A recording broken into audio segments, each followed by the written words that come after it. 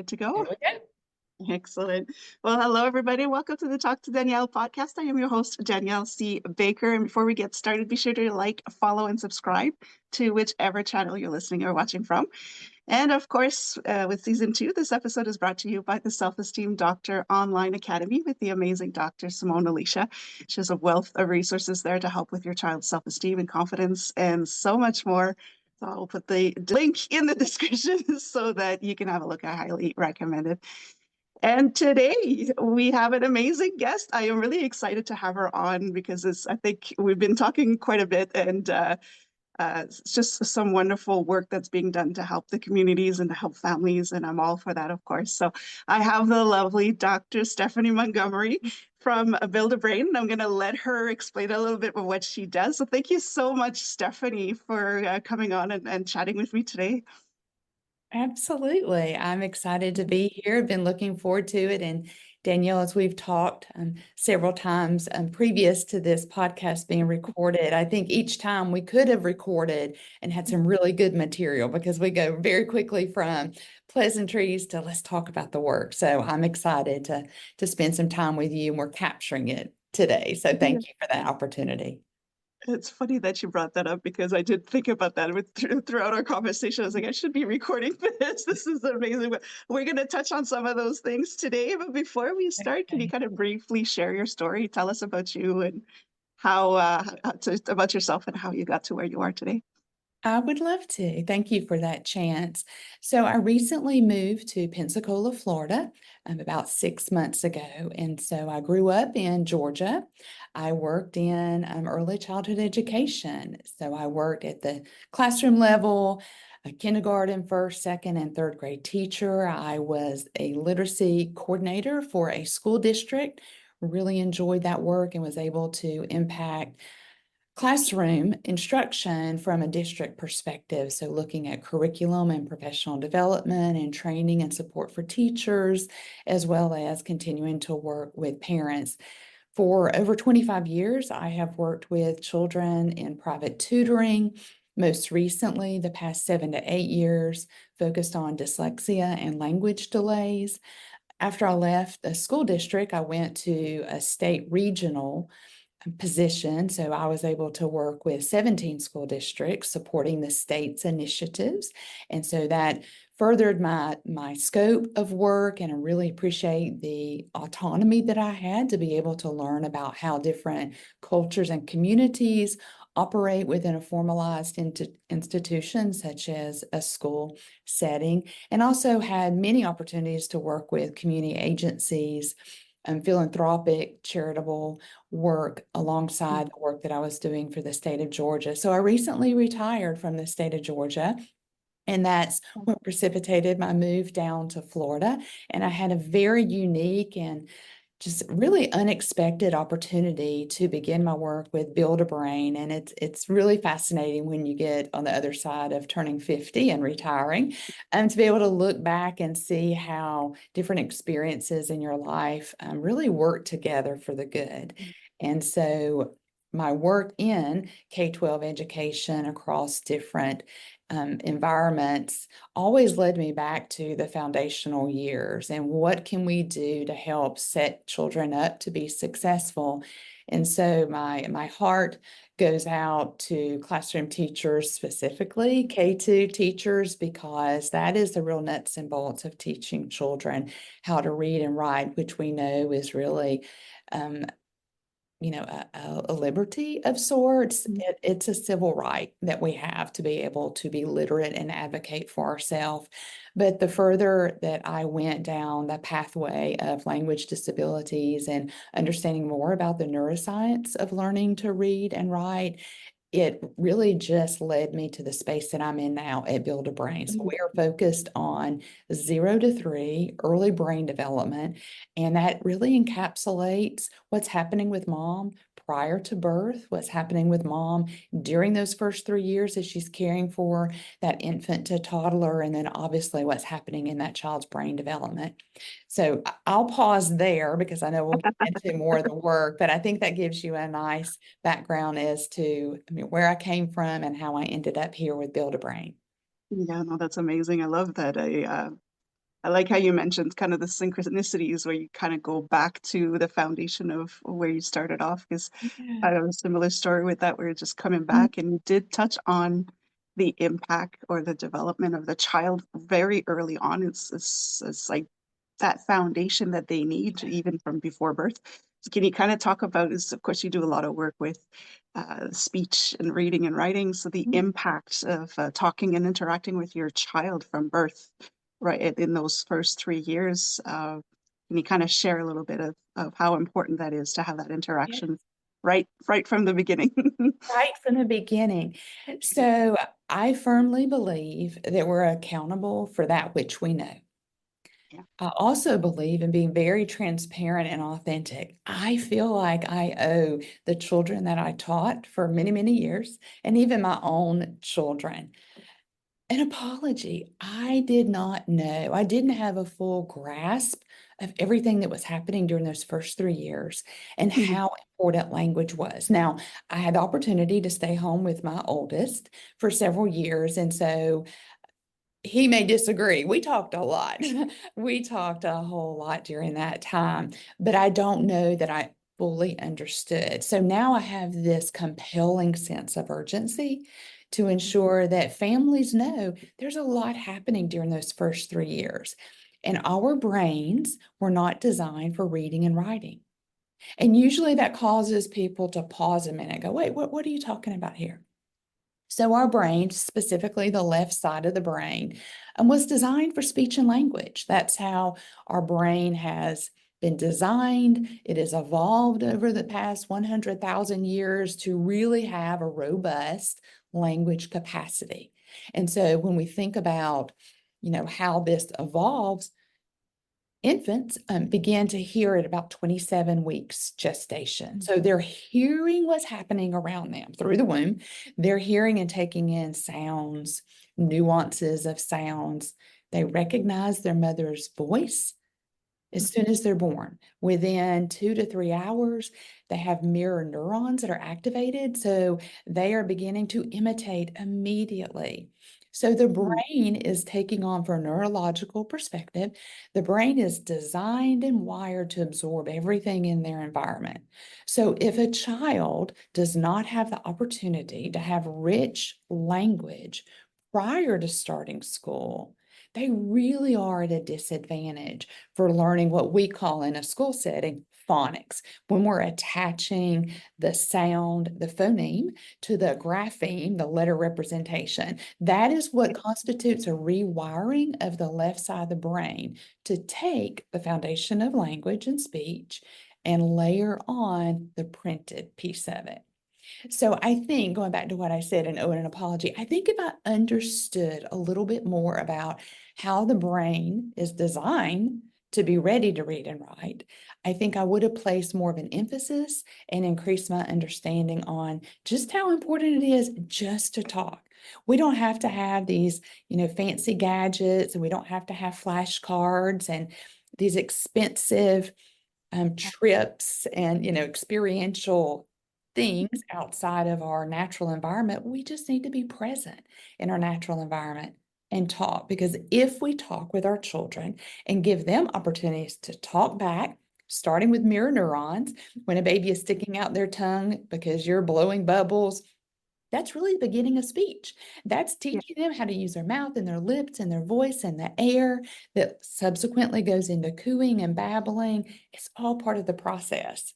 I was Yeah. just unaware of what was happening. I was just trying to, be the best parent I could at that time. I didn't fully understand the magnitude of it. So that's been, to me, the most exciting part of this work. And so going back to being accountable, I have an opportunity now to educate and support parents through healthcare systems, through community agencies, and through networks like this, being able to talk on podcast and share that information. And it's so important because it's, if you don't know, we often attach speech to just the verbal side of things. But in children, there's research on that as well, where they have 100 languages, but there's only one that's verbal. Everything else is through sound, nonverbal, body language. So yes, it's so important, and we think that we should start teaching them vocabulary once they start saying words, but they're saying so much already. When you say sticking out their tongue, the cooing, that's all speech, that's all language. So it's so important to, and if parents knew, because I know I had the same reaction. It's like, oh, if I would have known this, there's so much Yeah. work to do. But mirroring them when they're cooing, coo back, so you're Right. encouraging them to start talking back is great. Can you recommend any kind of activities that the parents could do? Again, very simple, like you say, it doesn't have to be the latest educational toy or system, but just Yeah. activities, interactions that they could start right away with their child from birth. Sure. So I'd like to give a plug here to some research that was done in 1995 by Hart and Riesling. The 30 million word gap is what that study was actually coined. And Hart and Riesling looked at the quality and quantity of language used in homes with children under the age of 3. There were a lot of takeaways that different researchers have acted upon based on that study. One is looking at language used across different socioeconomic factors and how there is a disconnect between the two. But I charge families with, we just need to talk. There should not be a disconnect between the overheard language in homes and in caregiving spaces. We all can communicate with our child, even if that is sign language. We all can communicate with our child. So you talk about activities. This is irrespective of socioeconomic determinants. Narrating your day, talking about what you're doing. I'm changing your diaper. Your diaper is wet. Ooh, that's a stinky diaper. Oh, that made you laugh. I love the way your voice sounds when you laugh. Describing exactly everything that you're doing, Mm, asking open-ended questions long before they can communicate back, which is what we call expressive language. They are understanding so much more than they're able to yet communicate. It's kind of like an iceberg. If you think about an iceberg, it goes so much deeper than what rises above the surface. And that's how children's language is developing. Between 6 and 12 months, infant's language is reaching its peak of architecture and capacity for future learning. So mm, long before they're conversing with you in short sentences and phrases, they're understanding language, and that expression comes later. So narrating your day, open-ended questions. What do you think about that? Again, even if they can't be your conversational partner, you're opening up the opportunity for them to think about that. Choices, labeling things, being very descriptive. I caution parents to not use a lot of pronouns. So don't say mm, put it there. Describe what it is. Describe he or she or them. Describe it with language so that and they don't yet understand really about pronouns. And I know as being a first grade teacher, I had many children that would confuse pronoun usage. So be descriptive in your language. Sing, talk, play, read, talk out loud. Really, I think that's the best thing that we can do for our children. And be present. Be and be physically, present. yeah, be present. Even if you only have 7 minutes a day because you're working long hours, Mhm. 7 minutes, be present, talk with your child. I love that, and I like how you just how you mentioned the descriptive words Mhm. versus the pronoun, because it's something that we do so naturally that we don't think about it, but put it there. What is it and what is there for a Yeah, child who's just learning their environment? They do need to kind of, put the toy back in the basket next to, so like, we're adding so much more of yeah, words in there. I think it's amazing.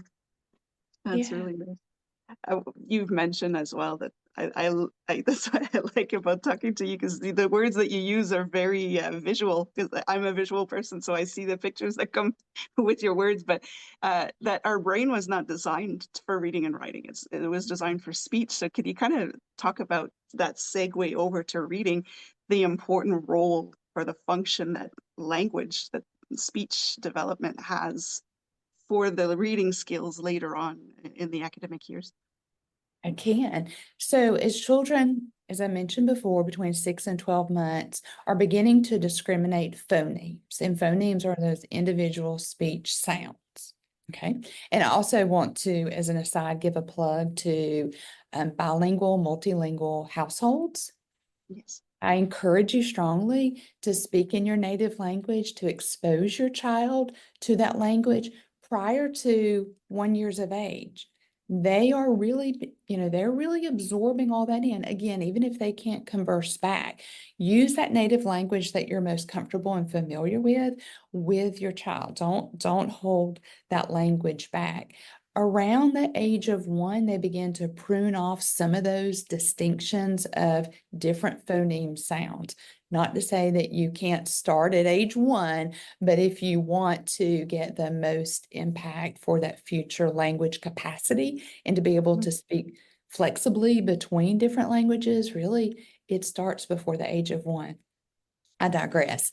So as children are beginning to individualize those phoneme sounds, as they are older, they can then begin to take the language and the vocabulary that they've learned and begin to isolate the unique sounds in them. And then as they get a little older, then we began to layer on what are the printed graphemes, is what we call them, but the letters that match those sounds. It's a natural development and progression. But the introduction of formalized reading and writing, we use the word decoding and encoding, so to take apart and put together. So that formal instruction has to be taught explicitly.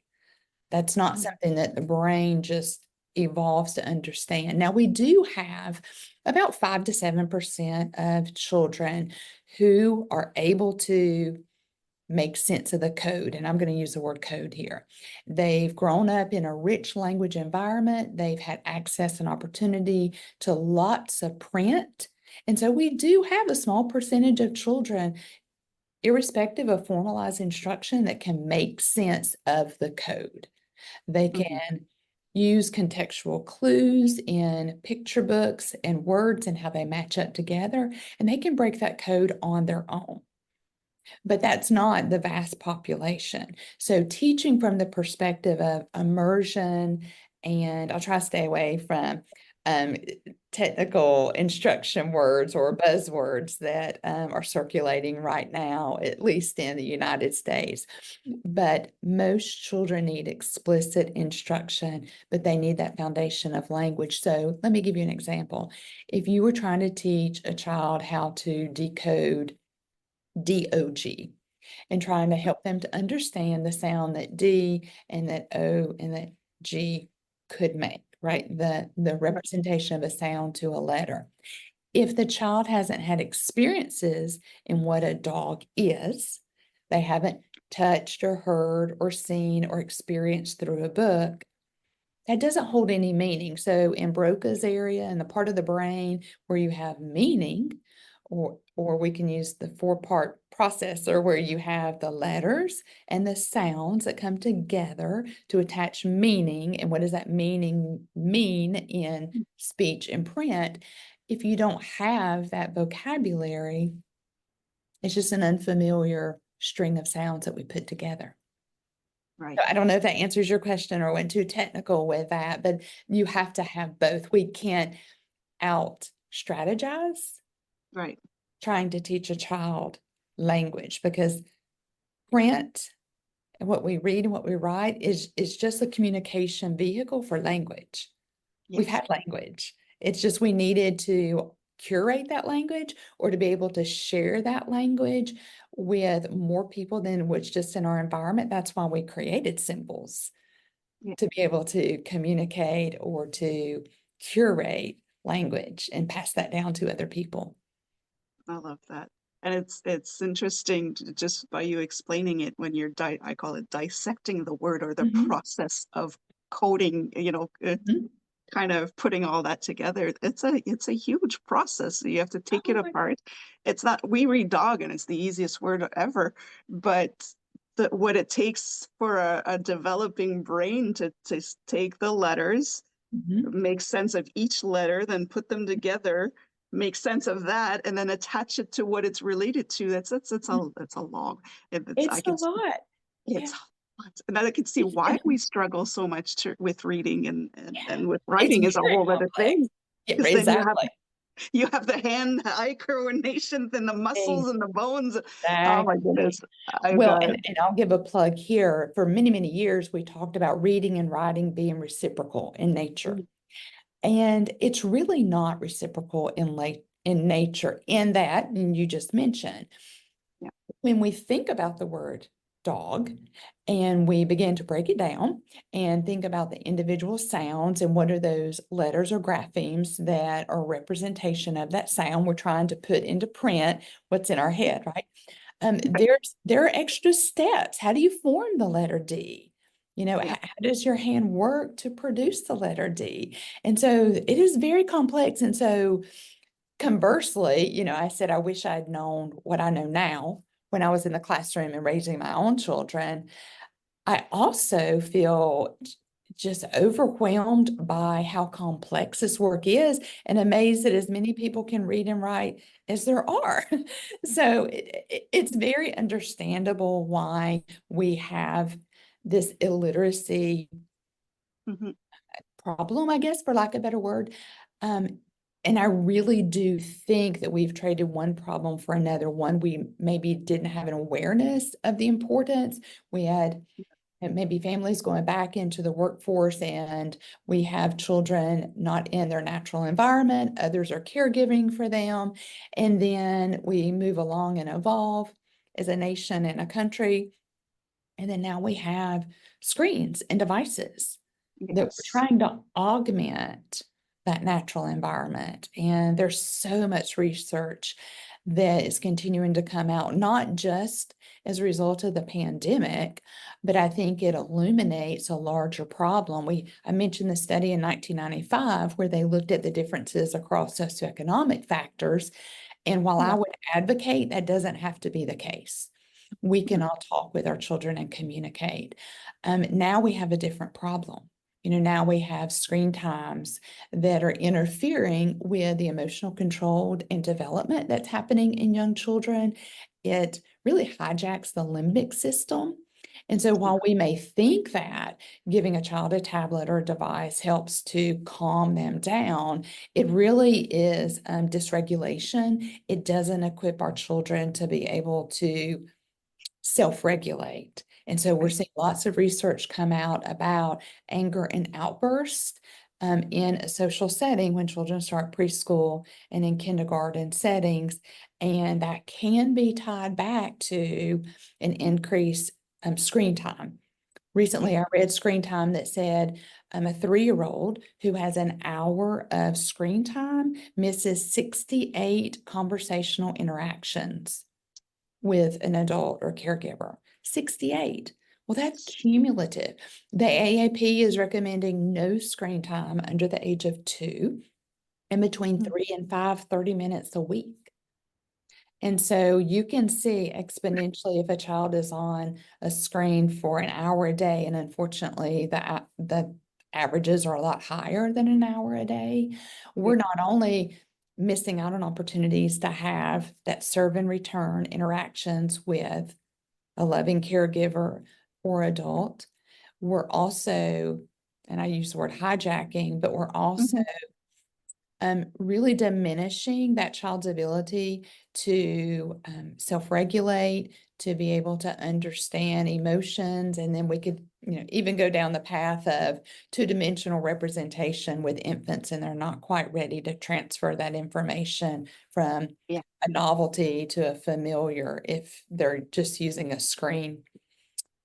I'll Well, pause that's, there because that's probably another podcast, but it does yeah. speak to the language piece that we can't replace language Yeah. with a device. They need that three-dimensional, experiential, using all senses in the moment, reacting Yeah. environment.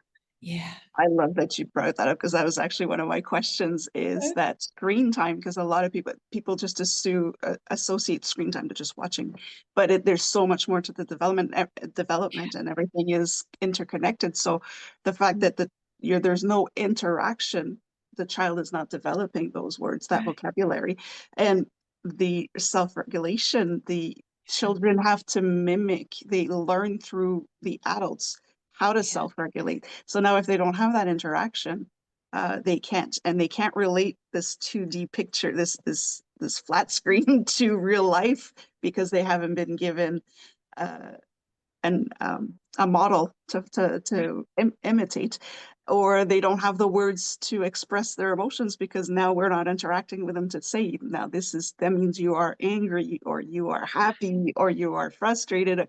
We're not Mhm. putting those words into circulation, so it's a big soup of a big mess.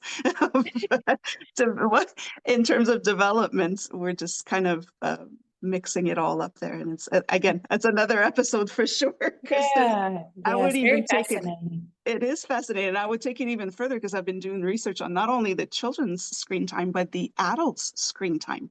There are many adults out there who cannot put that device away. So again, children mimic what they see. So if you as a parent are not able to put that phone down or that tablet down, or um, Mhm. then you're just modeling what behavior they should be following. So Absolutely, there's a lot of work to be done there.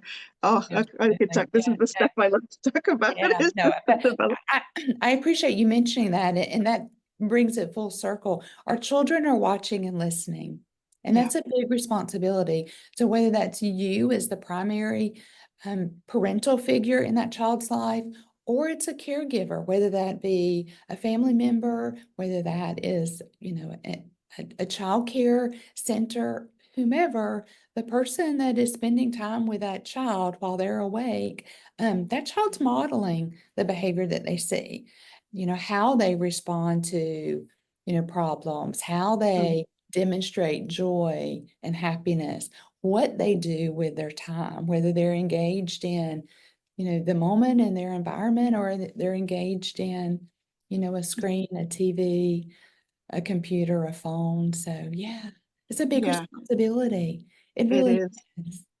And a Yeah, lot of the times we just don't realize that we don't. we're doing it. And so that's why it's so important to have these conversations. And I could Absolutely. talk to you all day about this, but Absolutely. we're gonna switch it up a little bit, and just so you Okay. can talk, so we get to know you a little bit better. If you don't mind sharing with us something that people may not know about you. I'm gonna put you on the Well, spot. i- that's okay. It goes back actually to modeling and watching others. And so I'll pull it into that. Now, I could tell you about my background, but again, we would need another Yeah. podcast, and maybe that would go more into the therapy trauma. Kidding aside, things haven't always been easy for me, Mhm. and there have been some bumps in the road. For me, I try to focus on the fact that we were all once a child. I put on my shoes the same way as probably most everyone else in the world. We see people the way we choose to see people. And so what Yeah. people don't know about me was really how they choose to see me. I get up every day and I work really hard and I try to do my best. And things haven't always fallen into place for me, but I still kept trying to do the best with the talents and resources I had and tried to serve others. So, what Yeah. people don't know about me, I invite them to get to know me and choose to see me in the best light, but know Mhm. that whether it's someone that we admire and look up to and want to emulate, or someone that unfortunately we are judging, we're Mhm. all created in the same way and started and developed along a similar path. And we just took different paths to get us to where we are now. I love that answer. I've never heard that answer before, and I think it's great because, yeah, people choose to see us the way they want to see us. So if they Yeah, don't know something about us, they just didn't ask or they didn't yes, look at that side of it. I love that. exactly. Oh, it's Yeah. amazing. So I discover things from you every day. Oh, I love that. Is there any advice you wish you would have had sooner in life, just to make things easier for you, or so, some kind of wisdom you'd like to pass on to others to say, this will make it so much easier than not knowing about it. I think grace is really the best. Give yourself Oh, grace. And it really goes back to what I said a few minutes ago.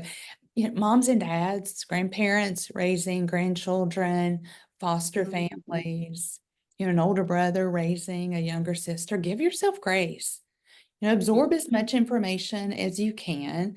Surround yourself with people who aspire to be the best that they can be. You are a product of your environment. I've read before from someone, I can't recall whom wrote this, but you're a product of the 5 or 6 people that you associate yourself with the most. Yeah. Surround yourself with good people who care about others and give yourself grace every day. Get up and try again. Do your very best with the talents and resources that you have. And we are accountable for the information that we have been exposed to. And so if we know that early brain development and language acquisition is important, then we're accountable to that. And we need to do a good job with communicating. It's not too late. And at Build a Brain, we often talk about, we want to save, everyone. We want to make it Yeah. easier for everyone. And the one way that we can is by educating. And while we may not be able to change the trajectory of that mom or dad or family's life in this moment, we Mhm. absolutely can change the trajectory of that child's life in That's right. this moment. So putting down any past things, experiences that have happened or have not happened for you. Mhm. We have the opportunity to change moving forward by being present, by nurturing interactions, by building language, being present, and pouring ourselves into those infants and toddlers that we've been given the opportunity to be invested in. Yeah. No, that's great. That is great advice. Is we do what we can with what we have, and Yes, just to accept, and yeah, grace is so important. Um, yes. so important. Great advice.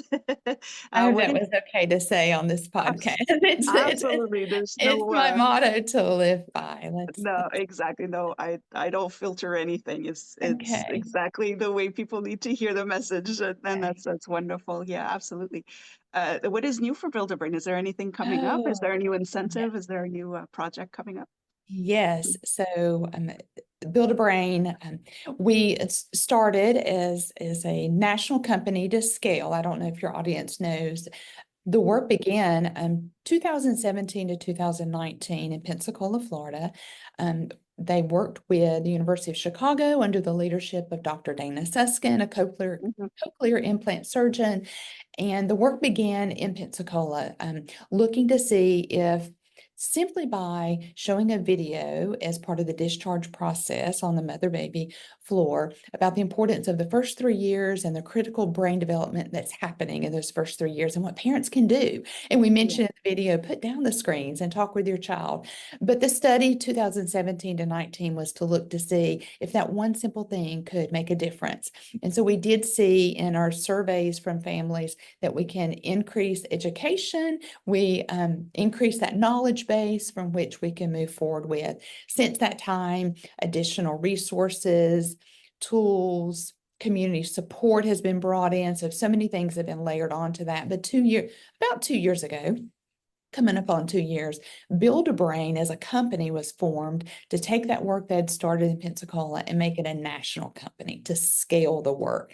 So we are working across multiple states in the United States and so excited about that work. We stay true to the healthcare system being the pillar of that work because we do have the unique opportunity to get in front of most every mom delivering in a hospital setting. And so whether that's moving upstream in prenatal classes and working with obstetrics or right up into discharge, we believe that 100% of families deserve the opportunity to know what's happening in their child's brain development and be provided with books and videos and emails and text messages that follow them for 3 years so that they can grow along with their child chronologically and be told those activities and things that they can be doing as their child is learning and developing.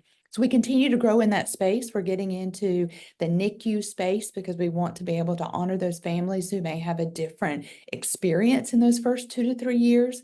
And because of a NICU, experience in the hospital, so there may be some developmental delays and their trajectory may look a little different, and we want to provide resources and supports for them.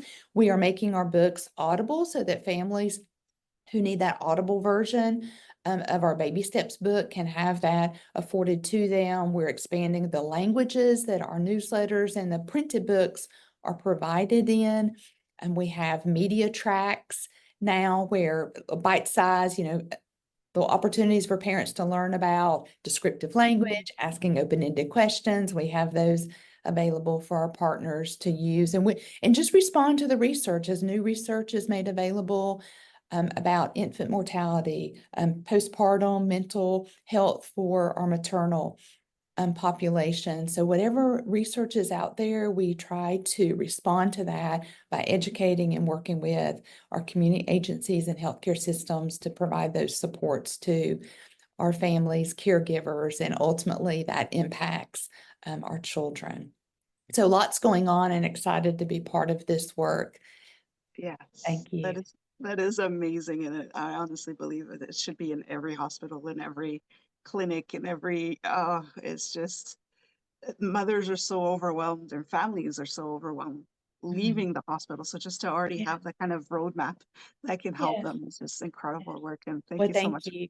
Thank you so much for sharing that with us today. And I will have to have you on another time just to I talk would about love that so much more. opportunity. Yeah. Now, before we go, is there, I always ask this question, I kind of explained it to you earlier, but what do you want to be when you grow up? I want to be content. And Mm, let me unpack that for just a minute. I know we're concluding here. I want no to be worries. content. So when I get to that time, whether that's 2 weeks, 2 years, 2 decades from now, I want to know that I've done my very best with the information and resources that I had available to Mhm. serve others. And so every day that I get up, I want to, and content being an active word, not necessarily a mindset, but being an Right. active word. I want to be content that what I've been given this next day and what I've been provided through experiences and opportunities, how can I serve others? And if I can achieve that, I can be content. I thought when I earned my doctorate degree, I was going to feel differently. When I thought I got married, I was going to feel differently. When I thought I would have my first child, I'd feel differently. And while I did, I absolutely did. It's really part of the journey, Yeah. and it's how you interact and give back to others. And so those titles and labels, that Yes. those are fantastic. I'd like to get another degree, quite honestly, because I love learning. But I Yeah. also know that it's more about the journey and the person, not aspiring to be something or some profession, because you can be useful in any profession with Yeah. any title. So I love. just being Yeah. content. Thank you. And thank you for asking and letting me share that. That's amazing. Yes, it's such important to be content to say I'm happy with what I'm leaving behind. I'm happy with what Yeah. I've done, and like you say, of service, Yeah. we acquire all this knowledge, but it's important to share it and then to make Yeah. it easier for others. And so, thank you very much for sharing it, and I You're appreciate it. welcome. I You're love welcome. this. I love that question. I never get the same answer. Some people get very technical, and some people get very philosophical, and I just love it. It just opens up another conversation. It's It great. does. Well, I'd like to encourage your audience listening, if they heard something today that resonated with them, share it with someone else. And Yes. that's using your gift to share with someone else, a mother that's struggling, a dad that's a single dad of children, a grandparent that's raising a grandchild. you know, Yeah. share your knowledge with someone else, and you can be a source of strength for them. So that's what we do. We share what we know with others to help them be successful. So thank you. Absolutely. This was fantastic. I It enjoyed was. being part of this time to share with you, and I hope that your audience can benefit from our conversation. They certainly will. Before we go, would you mind sharing, or how could people, what is the best way to follow you or to reach you or to get more information? I will put I the information in the description, but just to Well, thank you for have it. that. So you can find out more information about our company at www.buildabrainnow.com. And that's buildabrainnow.com. And so there's resources and information on our website. You can find out where we are currently located on our interactive map. And then within our website, you can also reach out and contact me. That comes directly to me, and I would love to connect back to you. So thank you. That's amazing. Yes, it is a great website. I've visited a few times and it's just so much information there. That's great. So thank you again, Stephanie, for joining me today. I really enjoyed our chat, and I'm sure I'll have you on again. There's so many things we can talk about. Wonderful. I look forward to it. Thank you, Yeah. Danielle. Thank you. And for everybody watching or listening, don't forget to like, follow, and subscribe to whichever the channel you're listening or watching from. Don't forget to check out the Self-Esteem Doctor Online Academy and go have a look at Build a Brain and see how that can help you in your journey as well. And until next time, stay safe, stay awesome, and we'll talk soon.